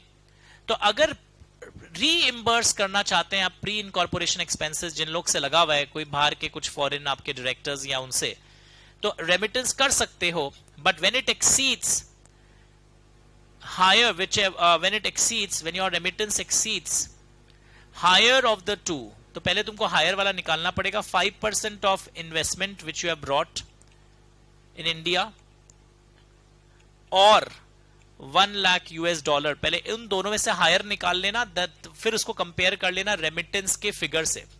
जैसे ऊपर भी आप क्या किए थे, $25,000 सेल ऑफ रेसिडेंशियल प्लॉट्स में और 5% ऑफ इनवर्ड रेमिटेंस. इस बार भी क्या है, 5% of the investment brought into India और 1 लाख $, इन दोनों में से जो हायर होगा उसको कंपेयर करोगे आप रेमिटेंस के फिगर से. So when the remittance exceeds higher of these two, जब आपका रेमिटेंस का फिगर एक्सीड करेगा हायर ऑफ दीज टू, तो prior approval of Reserve Bank of India लगेगा. तो ये धीरे धीरे डेवलप होगा. On one fine day you can not learn so many points. और लोगों को भी बोल दीजिए ना, जो इधर आना चाहता हो धीरे से बैठ जाए, क्लास चल रही है. तो remittance exceeding 5% of the inward remittance. वापस देखो 5% कॉमन डेटा आ रहा है, पर उधर कमीशन फॉर सेल में 25,000 था, इधर वाले में it is 1 lakh $.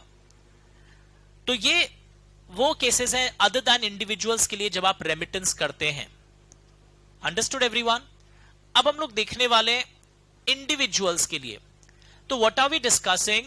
We are discussing prior approval of Reserve Bank of India कौन कौन से केसेस में लगते हैं. तो इंडिविजुअल्स वाला हम लोग शुरू करते हैं. हो सकता है भी कंप्लीट नहीं हो पाए. Will carry it further in the next class. Will try to do it today itself. ऐसे individuals can avail foreign exchange facility for the following purposes. Wow, good news कि जो रेसिडेंट इंडिविजुअल्स हैं वो 2.5 लाख $, का उनको एक फैसिलिटी दिया गया है कि वो ये कामों के लिए आराम से यूज कर सकते हैं. और इसके ऊपर $2.5 लाख के ऊपर अगर वो जाना चाहेंगे, $2.5 लाख के ऊपर वो अगर जाना चाहेंगे, तो prior approval of Reserve Bank of India लगेगा.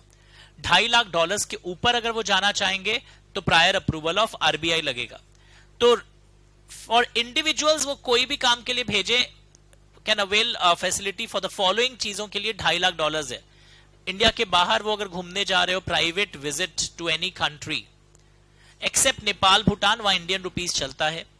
गिफ्ट और डोनेशन भी दे सकते हैं. अरे वाह, इंडिविजुअल्स के लिए 2.5 लाख है. तुम डोनेशन देखते ही ये वाला लिख के मत आ जाना.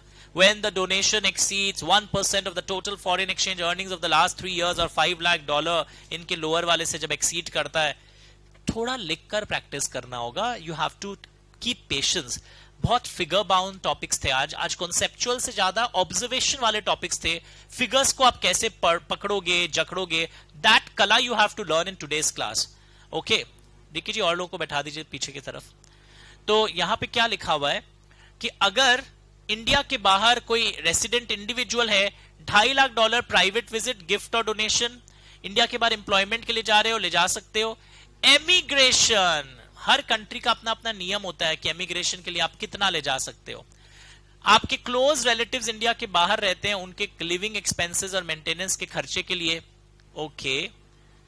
ट्रैवल फॉर बिजनेस पर्पस के लिए, ट्रैवल के लिए भी $2.5 लाख अलाउड है. और अटेंडिंग एनी कॉन्फ्रेंस और ट्रेनिंग, उसके लिए भी अलाउड है. मेडिकल एक्सपेंसेस मीट करने के लिए भी अलाउड है. चेकअप, आप इंडिया के बाहर चेकअप के लिए गए हो या आपका कोई फैमिली मेंबर जा रहा है, उसके साथ आप एज एन अटेंडेंट जा रहे हो, जो फैमिली मेंबर मेडिकल ट्रीटमेंट के लिए जा रहा है, ये भी $2.5 लाख के अंदर आ रहा है. एंड उसके बाद मेडिकल ट्रीटमेंट आप करवाओगे इंडिया के बाहर, स्टडीज करोगे, एजुकेशन इंडिया के बाहर फॉरेन यूनिवर्सिटी में करोगे इंडिविजुअल्स को, $2.5 लाख तक LRS स्कीम में अलाउड है. लिबरलाइज्ड रेमिटेंस स्कीम बोलते हैं इसको. आप पढ़ोगे भी थोड़ी देर बाद.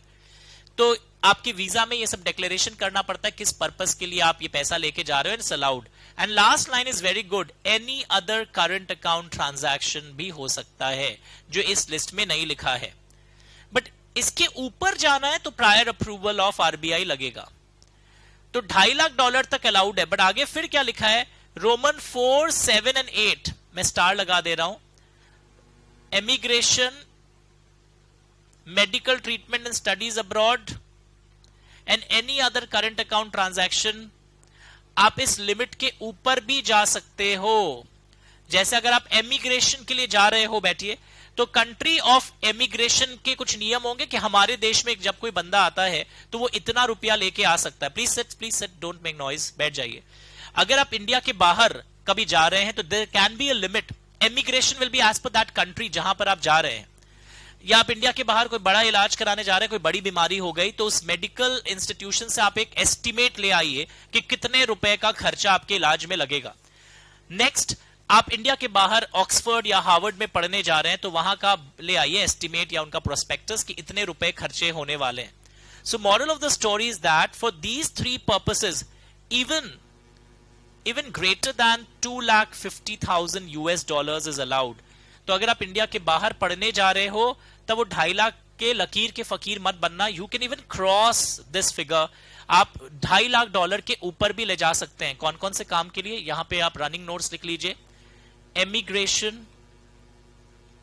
Medical treatment, current account, education, even more than 2,50,000 dollar.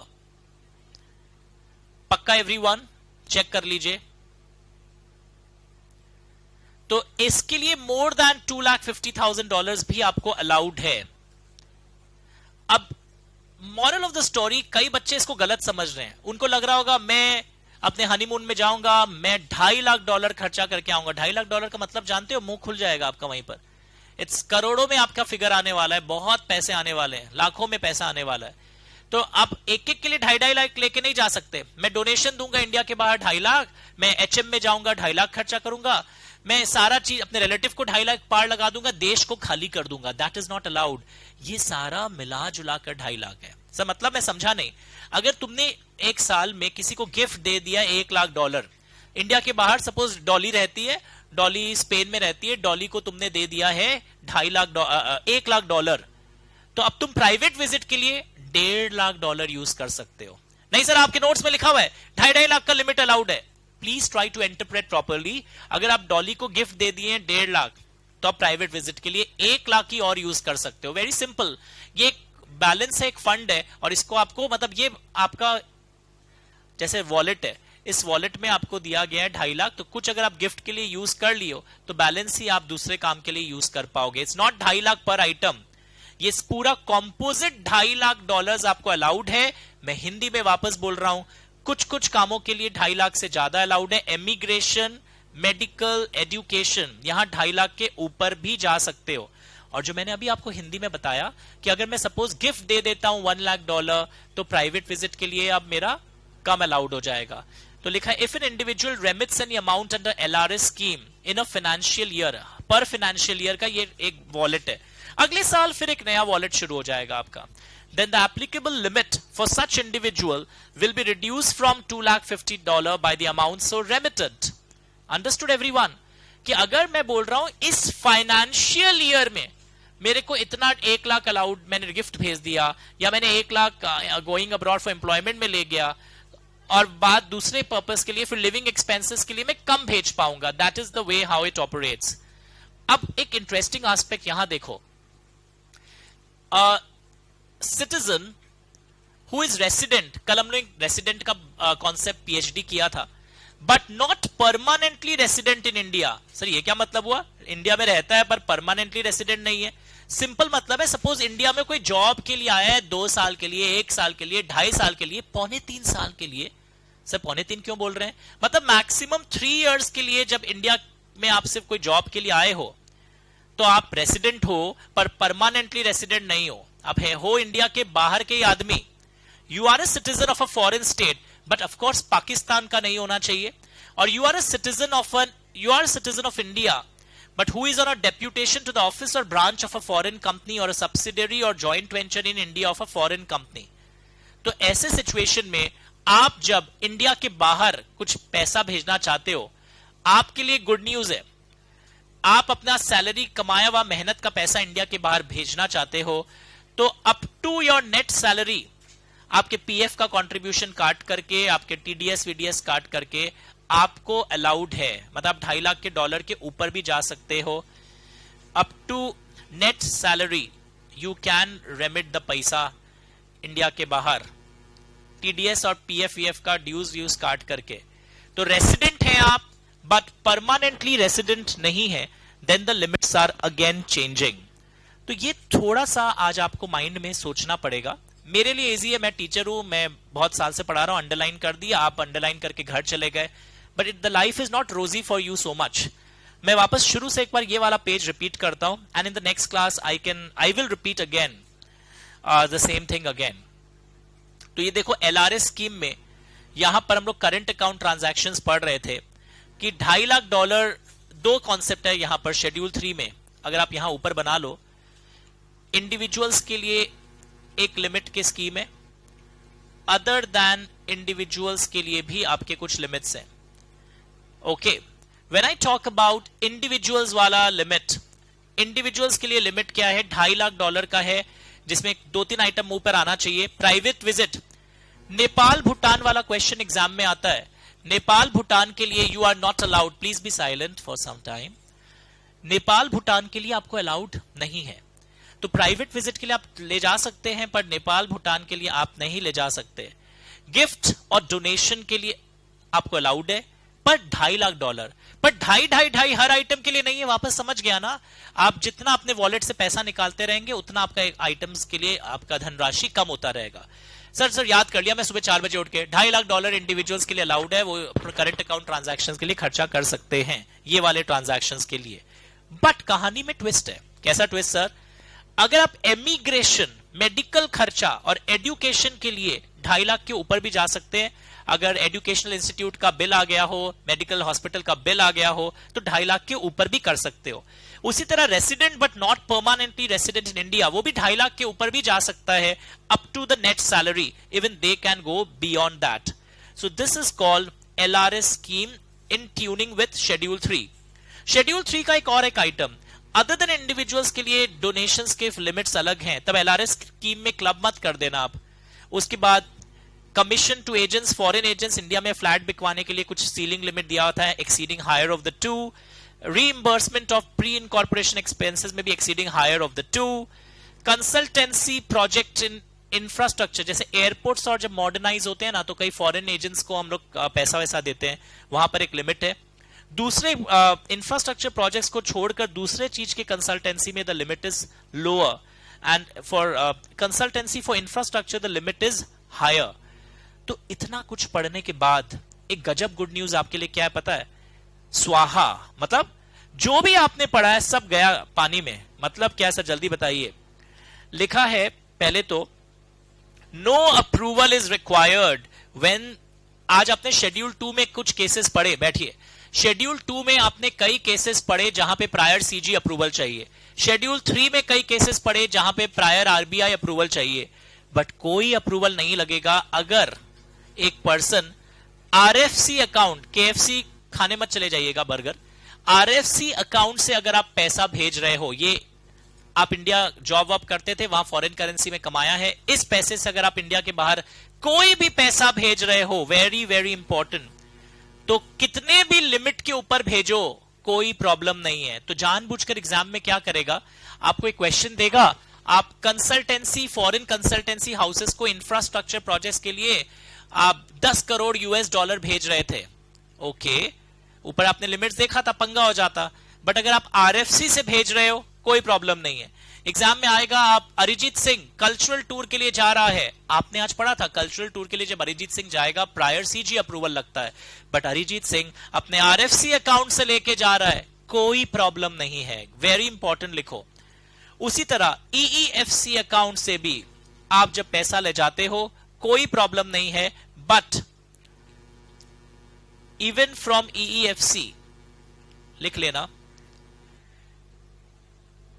these payments require approvals। EEFC में बस ये 3 पेमेंट्स में अप्रूवल लगेगा, बाकी EEFC में भी कोई अप्रूवल्स के लिए लिमिट्स नहीं है। PNI क्लब वाला, sale of residential plots and pre incorporation expenses, commission for to agents. पर कमीशन टू एजेंट्स अगर RFC से दे रहे हो, कोई प्रॉब्लम नहीं। RFC मतलब सबसे अच्छा है, जिंदाबाद लिख दो वहां पर। मतलब RFC देखते ही पेपर में आप आंख बंद करके लिख सकते हो, तब आपकी कोई प्रॉब्लम नहीं है। EEFC में पार्शियल जिंदाबाद, यानी कि नहीं होता है प्रॉब्लम, बट कभी कभी ईएफसी में भी 3 केसेस ऐसे हैं, 3 केसेस में मुर्दाबाद हो जा रहा है ईएफसी में भी, यहां पे आपको प्रायर अप्रूवल्स लगेंगे। एंड एक last topic before I wind up the class, अगर आपने इंटरनेशनल क्रेडिट कार्ड से आपने खर्चा किया इंडिया के बाहर, तो आपको अलाउड है एज स्टेटेड इन शेड्यूल 3, अगर आप इंटरनेशनल क्रेडिट कार्ड को भी यूज कर सकते हो इन खर्चों को up to the cards limit, card के लिमिट्स तक अगर आप करते हो, क्योंकि वो कार्ड आप क्रेडिट कार्ड पक्के में होता है, I hope you understand what is पक्का कच्चा, तो पक्के में आपका कार्ड है as per the official records है, तो कार्ड के लिमिट्स तक खर्चा करिए, जो शेड्यूल 3 वाले आइटम्स थे कोई प्रॉब्लम नहीं आएगा। तो यहां तक पढ़िए एवरीवन, मैं फुल पेज कर रहा हूं एक बार before I wind up the class, read this last aspect. RFC account से आप शेड्यूल 2 और 3 वाले कोई भी आइटम्स करिए जिंदाबाद, मतलब कि कोई अप्रूवल नहीं चाहिए, even if the limits are crossed. Sir समझ गए, ईएफसी में भी नहीं चाहिए, नहीं चाहिए, पर ईएफसी में भी 3 केसेस ऐसे होते हैं जहां ईएफसी में आपको अप्रूवल चाहिए होगा। Start observing, I will wait for 1 minute, हम लोग कल फिर मिलेंगे। स्टार्ट ऑब्जर्विंग एवरीवन, अच्छे से लिख लीजिए, और आज शाम को एक बार ये रिवाइज कर लो कॉपी में, थोड़ा अपना एरो एरो बनाकर, ये डायलॉग्स लिखकर, जिंदाबाद, पार्शियल जिंदाबाद, इंटरनेशनल क्रेडिट कार्ड्स भी याद रखिएगा। अब आपको बेवकूफ बनाऊं, एग्जाम में क्वेश्चन आ गया, आप लॉटरी की या जीता हुआ पैसा इंडिया के बाहर भेजना चाहते हो, remittance out of lottery winnings from RFC account, जल्दी आंसर दीजिए जो लोग घर से कर रहे हैं। Remittance out of lottery winnings from RFC account, remittance out of lottery winnings from RFC account, मैं मोबाइल में आंसर चेक कर रहा हूं, क्या लिमिट आएगा? Remittance out of lottery winnings from RFC account, मैं मोबाइल में आंसर चेक कर रहा हूं, मैं 10 सेकंड दे रहा हूं। अलाउड है, क्या रिस्ट्रिक्शन है, कितना अमाउंट तक अलाउड है? पर ओ आरएफसी है क्या, बताओ, तुम लोग भी तो सुन रहे हो, अलाउड है या नॉट अलाउड है? प्रोहिबिटेड। सर क्यों, आप भी तो पढ़ा रहे थे आरएफसी, इंग्लिश देखो, आरएफसी में शेड्यूल 2 और शेड्यूल 3 के लिए जिंदाबाद है, lottery winnings was in schedule 1, तो ये पेपर आके भी आपको 0 मिल सकता है। So how to get 0, I am also teaching you that, कि अगर हड़बड़ा के बस रट के जाओगे, केएफसी खाए, आरएफसी के बारे में जान गए, आप फंस जाओगे, because law is like Indraprastha, जहां पर पानी सोचता था दुर्योधन, वहां जमीन निकलता था, जहां जमीन सोचता था वहां पानी निकल जाता था। तो हड़बड़ा के मत पढ़िए कि आरएफसी आरएफसी कल रात को पढ़े, चार्ट बुक है, समरी बुक है कोचिंग सेंटर्स की, रंग बिरंगी, जीवन को जो बिदरंग कर देगा।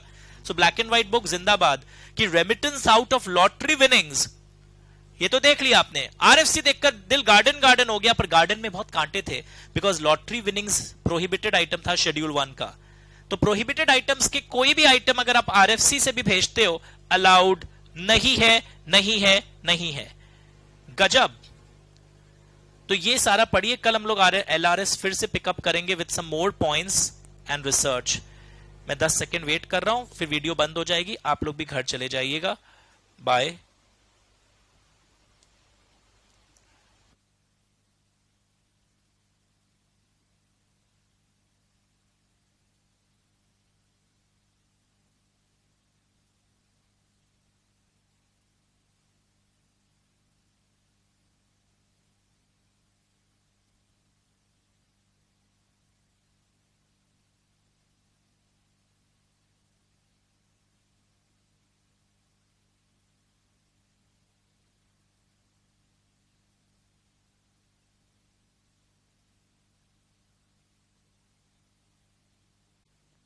यस यस, वेट वेट, एक थोड़ा सा स्लिप ऑफ टंग हो गया, प्लीज इसको रेक्टिफाई करिए। ये डोनेशन जब नॉन रेसिडेंट इंडिविजुअल दे रहा है, it is exceeding lower of the 1% of total foreign exchange earnings of last 3 years और 50 lakhs, 50 मुंह से 5 निकल गया था, तो उसको 50 करके आप उस हिसाब से डेटा को कंपेयर कर लोगे। पक्का? Sure everyone? And another thing, ये 0 वाले में मेरे को चश्मा में बहुत प्रॉब्लम होते हैं। जब आप कंसल्टेंसी सर्विसेज के लिए इंडिया के बाहर पैसा भेजना चाहते हो, तो $1 crore डॉलर से ज्यादा जब आप भेजना चाहते हैं, जैसे 100 है और फिर 5 जीरो है, यानी 100 लाख हो गया, तो 1 करोड़ यूएस डॉलर तक प्रॉब्लम नहीं है। अगर आप 1 करोड़ यूएस डॉलर से ज्यादा भेजना चाहते हो इंफ्रास्ट्रक्चर प्रोजेक्ट्स के कंसल्टेंसी के लिए बाहर, इसमें भी हम पहले से जीरो वाला प्रॉब्लम सॉल्व कर दे रहे। It is 100 lakh US dollar या 1 करोड़ यूएस डॉलर बोलोगे, और इस वाले को आप बोलोगे 10 lakh US dollar. For other projects it is up to 10 lakh US dollar it's allowed, and greater than 10 lakh US dollar per project में आपको prior approval of RBI चाहिए।